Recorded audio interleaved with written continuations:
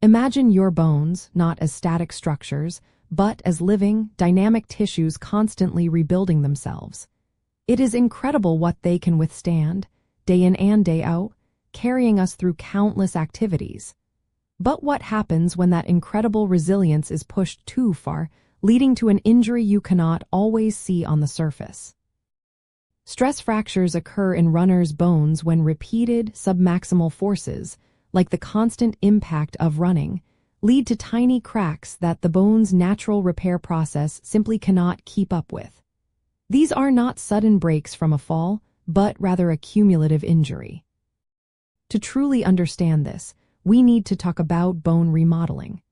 Your bones are in a state of constant renewal, a fascinating biological dance.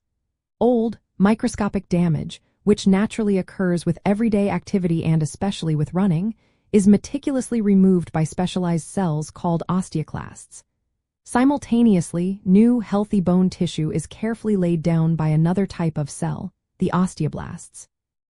This continuous cycle ensures your skeleton stays strong, adapts to the loads you place upon it, and is always ready for your next adventure. However, with running, particularly when training volume or intensity increases too quickly without adequate preparation, the rate of microdamage can sadly outpace the repair. Each stride places a significant, repetitive stress on your bones. If the osteoclasts are removing old bone faster than the osteoblasts can deposit new, stronger bone, or if the overall mechanical load is simply too great for too long, an imbalance occurs.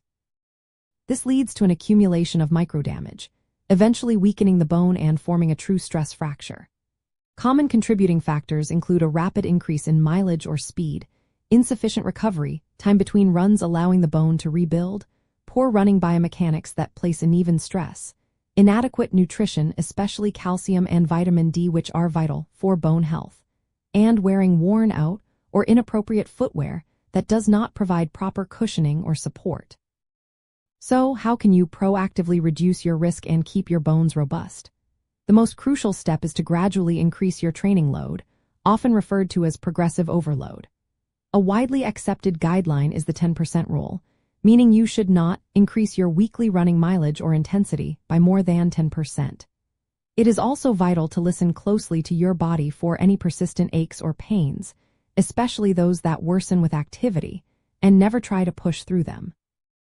Prioritize sufficient rest and recovery days, and ensure your diet consistently supports bone health with plenty of calcium-rich foods and adequate vitamin D4 absorption. This incredible bone adaptation process is beautifully explained by what scientists call Wolff's Law. It states that bone in a healthy person or animal will adapt to the loads it is placed under, growing stronger and denser where needed. But this intelligent process absolutely needs both the challenge and the sufficient time to adapt.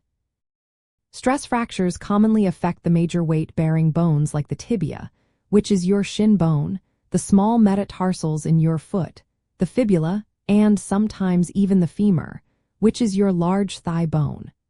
Recognizing the subtle difference between everyday muscle soreness and persistent, localized bone pain is an important insider detail for any dedicated runner. By truly appreciating the dynamic nature of your bones and respecting their fundamental need for both appropriate challenge and sufficient recovery, you empower yourself to build a stronger, more resilient skeletal system from the inside out. This deeper understanding allows you to train smarter, avoid preventable injuries like stress fractures, and ultimately enjoy a long and healthy running journey, continually improving your performance without the painful and frustrating setbacks that can sideline you.